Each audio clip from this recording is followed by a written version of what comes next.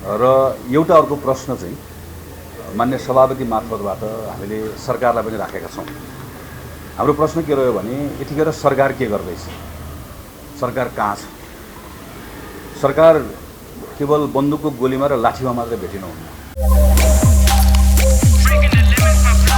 Extreme energy drink र सरकार स्ट्याटसमा मात्र सीमित रहनुहुन्न। सरकार भनेको अभिभावक मात्र होइन, सरकार लिडर पनि हो। लिडरको सबैभन्दा ठुलो स्ट्रेन्थ भनेको उसले कोलाबोरेट गर्न सक्नुपर्छ, उसले अरूलाई विश्वास गर्न सक्नुपर्छ अनि अरूले पनि उसलाई विश्वास गर्छ। यो बेलामा हामीले अपेक्षा गर्ने कुरा भनेको यतिखेर त प्रधानमन्त्रीले तत्कालै सर्वदलीय बैठक बोलाउने हो, प्रधानमन्त्रीले राष्ट्रपतिसँग भेट्ने हो, प्रधानमन्त्रीले प्रदेशको सरकारसँग संवाद गर्ने हो, तल त्यत्रा स्थानीय सरकारहरू छन् उनीहरूसँग संवाद गर्ने हो र तत्कालै आफूले गरिरहेका प्रयासहरूको बारेमा पनि बताउने हो र सँगसँगै सबैको एउटा साझा प्रयासको निम्ति एउटा आधार पनि निर्माण गर्ने हो। हामीले भूकम्पको बेलाको कुराहरूलाई सम्झौँ, यहाँ माथि कोभिडको बेलाको कुराहरू सम्झौँ।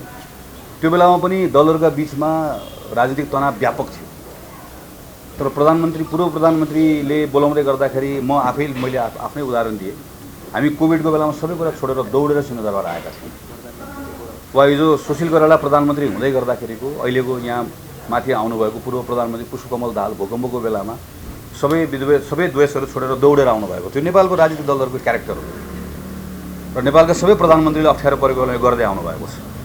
भोलि हामी संसदमा यो घटनाको छानबिनका निम्ति लड्छौँ।